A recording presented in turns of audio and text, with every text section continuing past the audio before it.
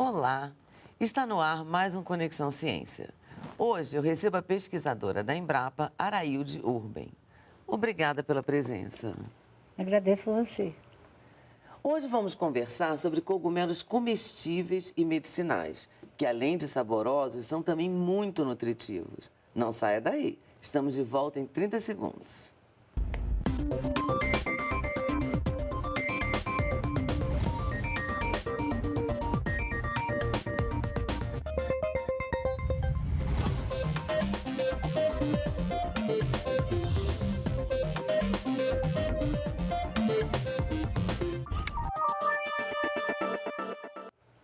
Saborosos e nutritivos, os cogumelos têm quantidade de proteínas superior à da carne e de algumas frutas e vegetais. São ricos em vitaminas e carboidratos e ainda por cima possuem baixo teor de gordura.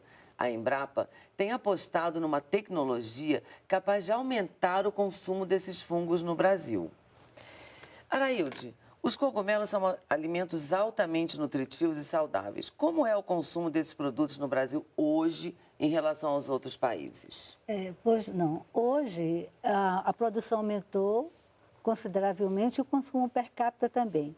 Para você ter ideia, em 1996, o consumo per capita era de 30 gramas. Hoje, é cerca de 280 a 300 gramas por pessoa por ano. E considerando que em outros países o consumo é bem mais elevado. Por exemplo, na França, cerca de 2 quilos per capita, Alemanha 4 quilos, Itália 1,3 kg e a China cerca de 8 a 9 quilos por pessoa. Mas na China e na Coreia é um hábito cultural da população também, né? Se alimentar de cogumelos? Exato. Na China, eu tive a oportunidade de visitar aquele país 11 vezes, eu pude observar que o consumo diário era diário e as 3 refeições, manhã, café e janta, eles consumiam cogumelo, particularmente o shiitake e o shimeji. Na verdade, você trouxe essa tecnologia da China, não é? Em 1995. Conta um pouquinho como é que foi isso. Foi muito interessante a minha ida para a China, até porque eu sou micologista, taxonomista de fungos microscópicos que causam enfermidade de planta. Então, eu tive o privilégio de participar do primeiro curso internacional para países em desenvolvimento em 1995, na província de Fuzhou, na região de Fuzhou, província de Fujian, na China. E então eu desconhecia totalmente a técnica de cultivo de cogumelos, porque eu trabalhava e trabalho com taxonomia de fungos, como eu falei. Então participamos do curso e eu pude observar que a técnica de cultivo era muito mais simples do que aquelas usadas no Brasil. E o componente principal para cultivar cogumelos era capim, ao invés de se usar toras e serragem.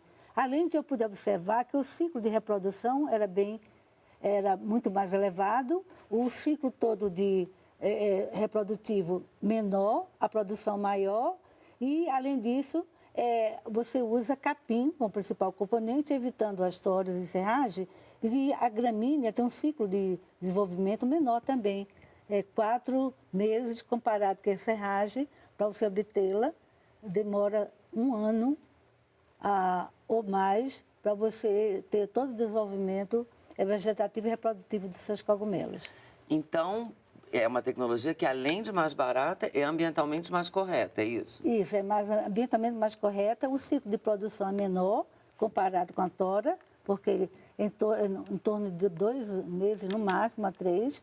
E comparado com o cultivo em tora, leva de 8 meses a 1 ano ou mais. Além de não agredir o meio ambiente. Exatamente. Você evita a destruição da nossa flora e também a nossa fauna. Por que não? Porque se você deixar a biodiversidade, você está colaborando com a destruição ou desaparecimento da fauna. Claro.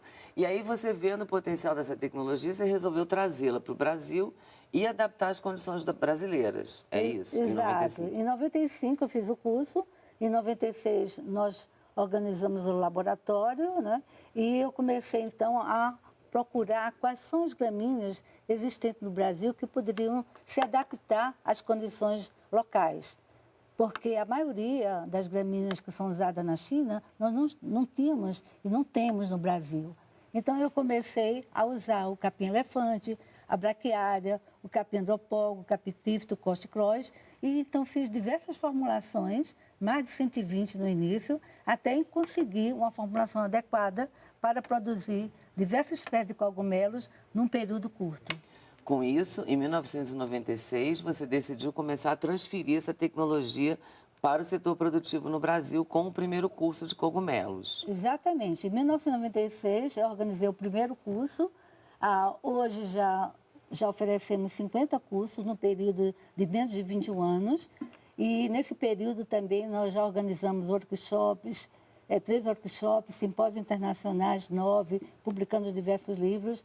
E uma coisa importante é que hoje você encontra nas prateleiras dos supermercados o maior número de espécies de cogumelo. No passado, você só encontrava o champignon de Paris enlatado ou em conservas. Hoje, você já encontra o shimeji branco-cinza, o shiitake, o cogumelo rosa, o amarelo, enfim, diversas outras variedades. Só voltando um pouquinho, vamos falar um pouquinho mais sobre essa capacitação oferecida pela Embrapa. Você acha que ela representa um diferencial para os empreendedores que querem entrar nesse mercado hoje? Como é que funciona esse curso? Tem aulas práticas, tem aulas teóricas? Exatamente. O nosso curso é o curso mais completo dentro de todos aqueles oferecidos no Brasil. São 5 dias de cursos, começa na terça e termina sábado. Nós temos aulas teóricas e práticas e nós abordamos diferentes temas, como morfologia, fisiologia, reprodução. Nós também falamos de empreendedorismo, de comercialização em mercado, das pragas que afetam a cultura de cogumelos e assim por diante. E esses cursos já treinaram mais de 2.000 pessoas, né? Cerca de mais de 2.000 pessoas e o número de produtores tem aumentado também consideravelmente, particularmente na região do Distrito Federal. Pois é, isso é outro assunto que eu acho que é interessante. Por que no Distrito Federal? Aqui porque nós temos muitas embaixadas e muitos estrangeiros, então eles têm o hábito dele alimentar é o uso de cogumelos constante, né, semanalmente. Já o brasileiro não tem esse hábito alimentar.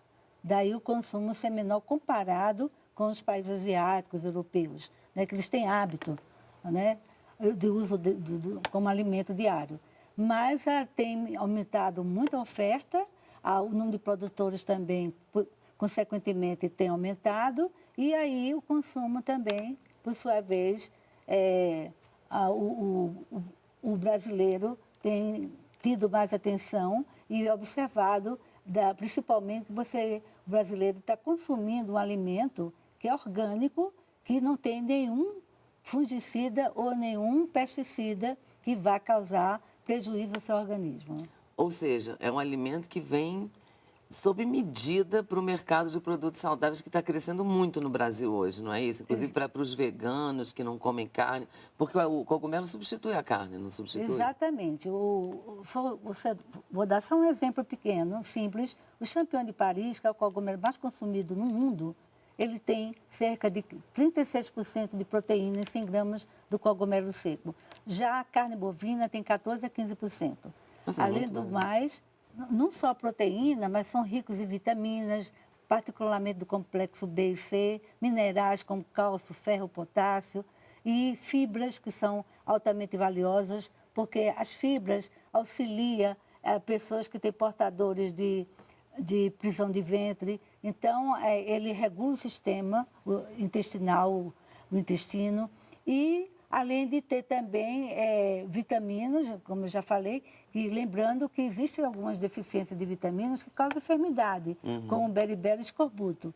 Beriberi causa, para pessoas que têm problema de deficiência B, escorbuto e vitamina C. E ambas patologias causam sangramento, principalmente beriberi, e também atrofia muscular. Você acha que os esforços que a Embrapa tem feito para transferir essa tecnologia juncal já impactaram, de certa forma, na produção e no consumo de cogumelos no país? Sim, porque à medida que você vai transferindo uma tecnologia de cultivo que é muito mais simples do que as convencionais, o número de pessoas interessadas tem aumentado consideravelmente. E não só produtores, mas também extensionistas que nos procuram para participar do curso, estudantes de agronomia, de veterinária, estudantes do modo geral, não é? Até os assentados rurais têm nos procurado, os produtores assentados, como também até cineastas têm nos procurado como alternativa em termos de agregar valores, né, alimentar, porque eles estão produzindo um alimento que tem alto valor nutricional e medicinal. Não esquecendo que a maioria dos cogumelos, ou seja, 90%, tem propriedade farmacológica relevante, principalmente estimulando o sistema imunológico. Ou seja, os cogumelos são o que hoje a gente pode chamar de alimentos funcionais, né? Exatamente. Então, como eu tinha te falado, como a gente vinha falando antes, são alimentos que têm grande, vamos dizer assim, potencial de aceitação pelo mercado de produtos saudáveis, que está crescendo hoje na contramão da crise no Brasil, né? Exatamente, porque os veganos, né, que não se alimentam de nenhum alimento de origem animal, ele tem consumido bastante cogumelos. Não só eles, como os nutricionistas, do modo geral, aqueles que não gostam de carne, de espécie nenhuma, né, mas bebem o leite. Então, eles também estão procurando muito alimentos que contêm cogumelos. Lembrando que nos nossos restaurantes hoje, há variedade de pratos com cogumelos. Alguns anos atrás, você não via isso. Você só via o champignon, mas o famoso estrogonofe que tem o champignon. Hoje você vê pratos com shimeji, com shiitake, e uma variabilidade e variedade de pratos muito grande, significando que a procura pelos cogumelos tem aumentado consideravelmente. Lembrando também que não é só a parte nutricional, né? É que as pessoas também têm procurado cogumelo por causa das fibras, como eu falei anteriormente, da proteína, das vitaminas e por causa do seu potencial terapêutico, que ele é usado como tratamento complementar para diversas patologias clínicas. Então, já que a gente está falando disso, que realmente isso é uma verdade, a gente vê isso nas prateleiras. Antigamente era só o champignon, agora tem shiitake, tem shimeji, quase, não vou dizer quase todo mundo, mas grande parte da população já conhece esses cogumelos. Mas ainda são produtos muito caros para o brasileiro. Como é que a Embrapa pensa, ou melhor, em atuar junto com parceiros, talvez para diminuir esses preços? Você acha que essa técnica tem o potencial de conseguir diminuir o cultivo para que esses produtos cheguem mais baratos para o povo? Tem, sim. Você sabe que quando tem maior procura, normalmente a oferta maior, o preço termina diminuindo, né? Porque a procura é maior. Então, eu tenho recebido pessoas lá na Embrapa me procurando que estão começando a cultivar cogumelos na região e vendendo o seu produto. Antes era muito mais caro, você conseguia bandeja por R$16, R$18, uma bandeja de 200 gramas, e dependendo do local que você compra, hoje você já consegue 7, 8, até R$10, né? No máximo R$10 o preço. Então, eu acredito que a Embrapa tem colaborado tremendamente com a redução de custos no produto cogumelo. E a ideia é colaborar mais, né? Isso. Nós vamos para um rápido intervalo e voltamos já com mais informações sobre o benefício dos cogumelos para a nossa nutrição e saúde. Não saia daí. Tem muitas informações ainda sobre este assunto.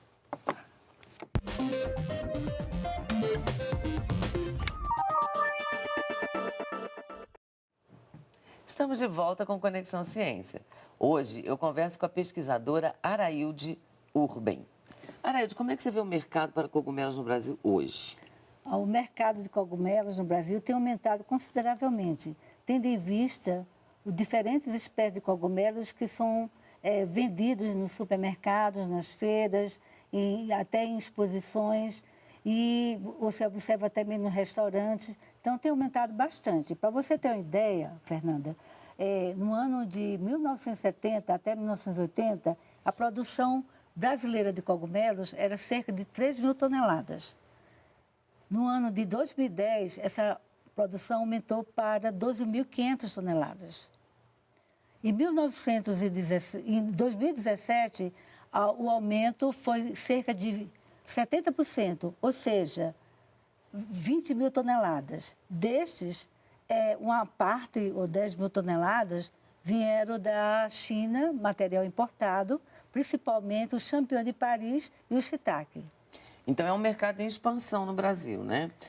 E como é que você vê esse mercado em relação aos outros países? A China, a Coreia, são os países asiáticos, têm uma cultura, né? Os cogumelos são culturais para eles.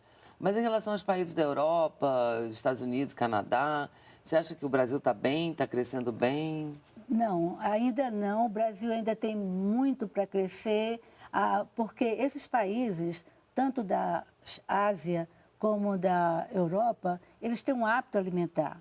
Para você ter ideia, há mais de 2000 anos, o homem primitivo da China já consumia cogumelos, já coletava cogumelos, consumia e usava como tratamento complementar. E na Europa, nós podemos observar que também existe esse hábito, porque uma grande variedade nos supermercados, muito maior do que a existente no Brasil. Então, esse consumo só aumentou a partir da imigração dos chineses de Taiwan, particularmente Taiwan, no ano de 1970, que eles começaram a colonizar a região de São Paulo, a região sul do país, na verdade. Antes vieram os japoneses, depois os chineses, e aí então começou a produzir cogumelo no Brasil e despertar o interesse por esses macromicetos, esses alimentos saudáveis, por parte do brasileiro. E com a tendência do mercado, né, vegano, crescimento do mercado vegano, do mercado de produtos saudáveis, é uma tendência natural que cresça, né, o alimento desses cogumelos no país. Exatamente. O Brasil é o quinto país no ranking mundial que mais produzem alimentos nutricionais ou alimentos orgânicos. Então, e o povo vegano está aumentando consideravelmente. Hoje, existe cerca de 8 milhões de veganos no Brasil que fazem uso dos cogumelos e outros alimentos naturais. Você tem sentido isso, por exemplo, na procura dos seus cursos? Tem havido muita procura, porque a gente sabe que você promove 2 cursos por ano, desde 1996, e que em 2017 a gente chegou ao 50º curso, né? Você tem sentido essa procura, esse aumento de procura pelos seus cursos? A procura é tanta que depois que é anunciado o curso pelo site do Senagem, 3 dias após o anúncio, as vagas já estão encerradas. Tem fila de espera? Fila de espera. Tem pessoas que levam 2 a 3 anos na fila de espera para poder fazer o nosso curso. E vocês, de certa forma, acompanham depois essa produção? Se essas pessoas realmente estão produzindo, se estão dando continuidade à tecnologia aprendida na Embrapa? Olha, eu tenho 2 alunos, aliás, 2 professores que foram meus alunos, que hoje dão aulas no curso de cogumelo comigo. E são grandes produtores de cogumelo. Um é a Maria Camargo, que produz cogumelo lá em São Paulo, e outro é o Vitor, em Alexânia também produz. Então, a produção está em expansão e muitos dos produtores atuais têm me procurado, sim. É claro que não é o número total, mas pelo menos uns 20% têm nos procurado e sempre as dúvidas que nós procuramos esclarecer, as dúvidas que porventura aparecem neles, eles nos telefonam, passam um e-mail e a gente então sempre tem esse contato, sim. Muitas vezes produtores fazem o curso da Embrapa e retornam até para aprimorar alguma técnica ou para desenvolver, vamos dizer assim, de cogumelos mais específicos para alguma região. Não tem isso? Sim, quando alguém me procura para dar o curso de cogumelos, inicialmente eu falo que ele tem que conhecer e aprender todas as etapas de cultivo. Então, eles querem uma complementação na renda familiar, né? E disse para mim, Araildo, eu queria uma grande produção. Começar com a grande produção. Eu digo, olha, não pode. Começa uma pequena produção, vender o produto para a família ou doar esse seu produto. Mas é importante você escolher uma espécie de cogumelo, porque dependendo da espécie, o substrato é diferente, temperatura, luminosidade são diferenciados. E é fácil para um produtor começar uma produção ou exige muitos recursos? Não exige. Eu tive a oportunidade de visitar a China, né, como eu falei, e pude observar que até em galpões feitos de bambu, com estrutura de bambu, coberto com lona plástica, produz muito bem. Para você ter uma ideia, uma área de 54 metros quadrados, você pode produzir 60 quilos de cogumelos e frescos, e com um rendimento de R$ 18.000 bruto por mês. Muito bom. Então, realmente, necessariamente não precisa de uma grande estrutura, nem equipamento sofisticado. Você pode improvisar um autoclave para esterilizar. Em vez de usar um autoclave, usa uma panela de pressão comercial. Que dá o mesmo efeito. Que dá o mesmo efeito. Uma capela de fluxo laminar, que é cara, improvisa colocando uma estrutura de vidro. E essas dicas vocês dão no curso? Exatamente. Né? Nós orientamos, quando orientamos para pequenos, médios e grandes produtores, futuros, né? Grandes e médios produtores rurais. Até porque tem pessoas de diferentes classes sociais, diferente formação acadêmica, e então eles, tem uns que querem começar com estrutura cara, mas outros não. Como agora, nesse momento, eu estou com 2 assentados de Mato Grosso, que vieram fazer uma reciclagem comigo. Que coisa bacana. Foram alunos do meu curso o ano passado, o 50º, e hoje eles vieram, após 11 horas viajando de ônibus, estão lá comigo. Que maravilha. Vamos passar um pouquinho agora para falar para a parte de pesquisa. Porque, claro que a Embrapa faz essa parte toda de transferência, mas tem uma parte forte de pesquisa. Me fala mais um pouquinho sobre isso. A gente começa com a coleta, né, de cogumelos em diversas regiões brasileiras e até em outros países, não é isso? Exato. Trabalhar com cogumelos não é só dar cursos, não é só orientar e participar de workshops, organizar o simpósio. Também tem a parte de pesquisa. Então, inicialmente, eu comecei com a coleção de cogumelos para uso humano. Nessa coleção, tem espécies comestíveis, medicinais, tóxicas, venenosas e alucinógenas. Por que eu tenho na minha coleção espécies venenosas e tóxicas e alucinógenas? Porque, dependendo das espécies, eles têm também propriedades farmacológicas. Por exemplo, o psilocíbia mexicana é um cogumelo alucinógeno e tem propriedades terapêuticas. Entende? Então, nós temos essa coleção e essa coleção é usada para diferentes pesquisas também. Vamos falar um pouco dessa coleção. A Embrapa tem hoje uma coleção com quantas linhagens de fungos e o que representa essa coleção para a pesquisa agropecuária brasileira? Na coleção nós temos espécies diferentes, nós temos quase 250. Entre espécies e linhagem, 545. E acessos, nós temos mais de 2.000 acessos. Eu posso imaginar que isso é uma mina de ouro, né? Para a pesquisa agropecuária brasileira. Exatamente. Uma coleção com mais de 500 linhagens de cogumelos. Isso pode atender a outras áreas? Sim. Lembrando que o cogumelo, ele tem diversas propriedades farmacológicas e é usado para diferentes tipos de pesquisas.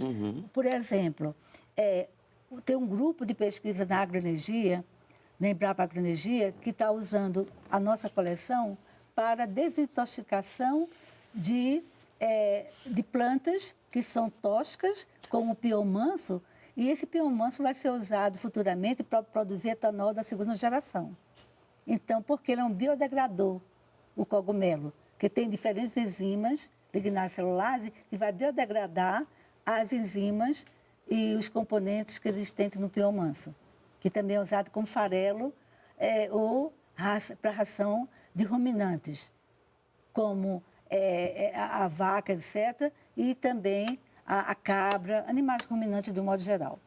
Enfim, também é usado em controle biológico, né? Então, tem um grupo de pesquisadores no Senagem que está extraindo as moléculas, as biomoléculas de algumas espécies de cogumelos para inibir nematóides parasitas de plantas.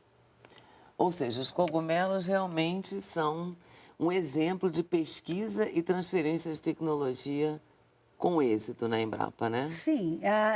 É bom falar também aqui, para complementar esse assunto, que ele também é usado como adubo orgânico. As plantas que recebem os resíduos ou substratos exauridos de cogumelo, as plantas não têm enfermidades, não têm pragas nem doenças. Arailde, muito obrigada pela sua participação. Um grande prazer estar aqui com você. Muito obrigado, digo eu. E o Conexão Ciência termina aqui. Confira os dias e horários das reprises na página da EBC ou da Embrapa na internet. O programa também está disponível no canal da NBR no YouTube. Obrigada pela companhia e até a próxima semana.